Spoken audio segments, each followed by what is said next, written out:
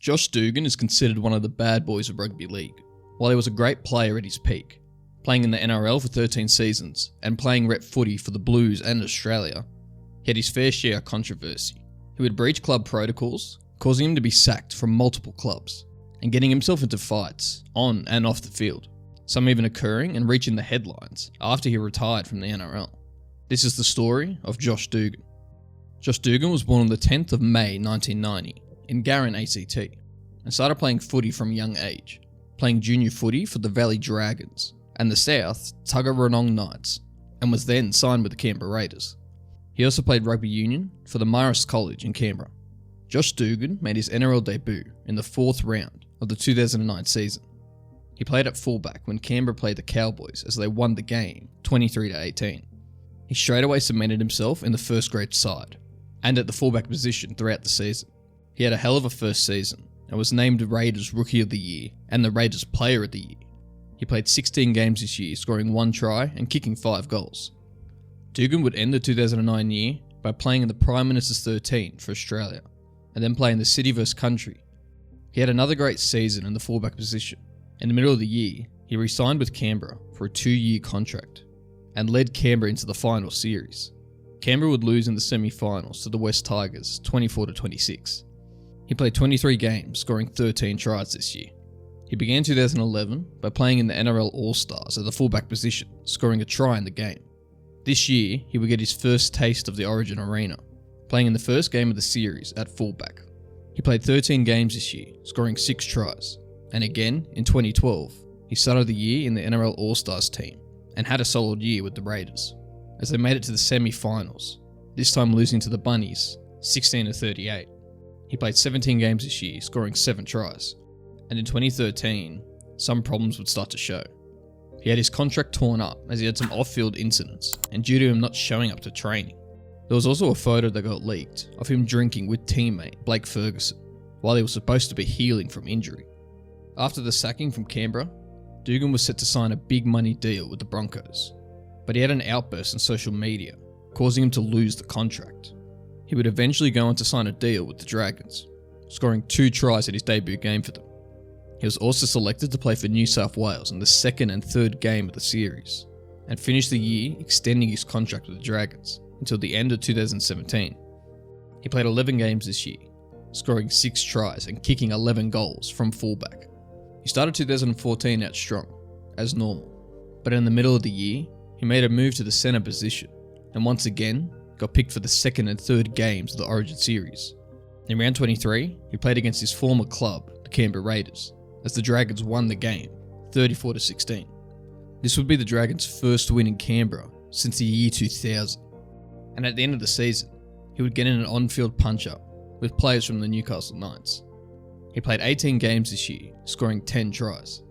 In the 3rd round of 2015, he played his 100th NRL game in the Dragons' 22-20 win over the Raiders, and this season he would return to the fullback role. He played in the Anzac Test match for Australia, again, and all 3 games of the Origin series, in the fullback position. He received the Brad Fittler medal as best performing New South Wales player in the series.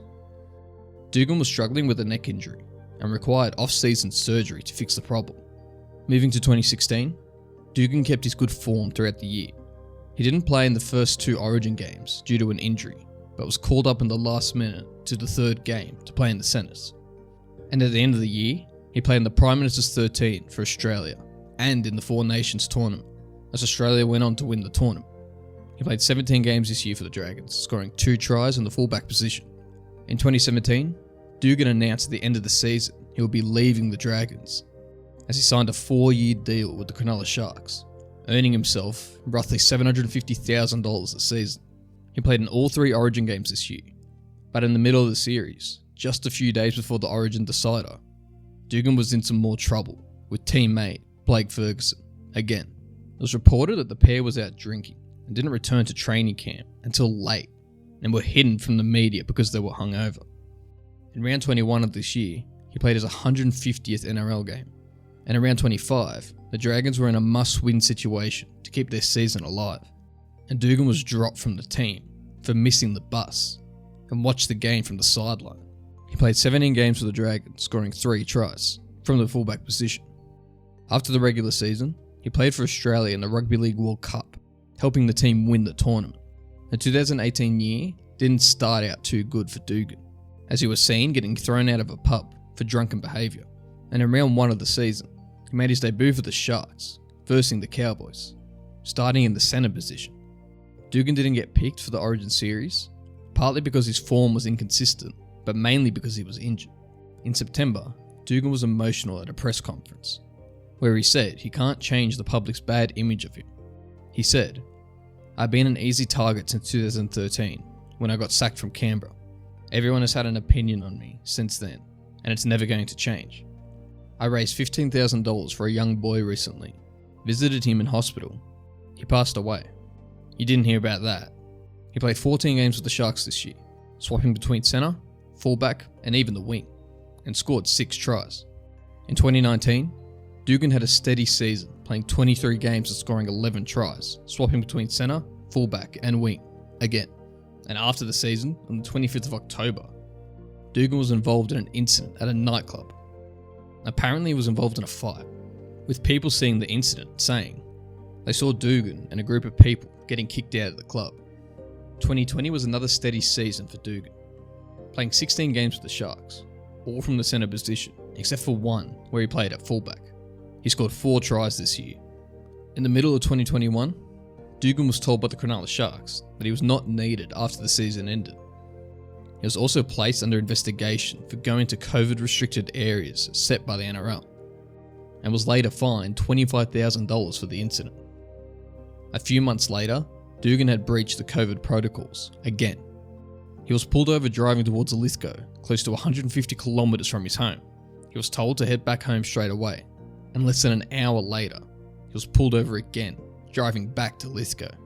He was fined $50,000 for breaching the NRL's protocol, and on the 10th of September, he announced that he was retiring from the NRL, just after the Sharks terminated his contract for breaching the restrictions. He played 8 games in his last NRL season, scoring 3 tries. In 2022, he would play footy for the Orange United Warriors, and was sent off for getting involved in a small fight after full time.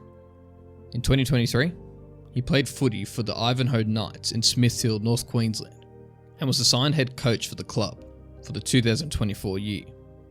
Josh Dugan had serious playing ability, and showed during his peak form in the middle of his career. His games for Australia and the Blues deserve to be mentioned when talking about career high form players. If he could control his on and off the field temper, he had potential to be one of the greats, instead of being known as one of the bad boys. Thanks for watching. If you enjoyed, be sure to like the video and subscribe to the channel.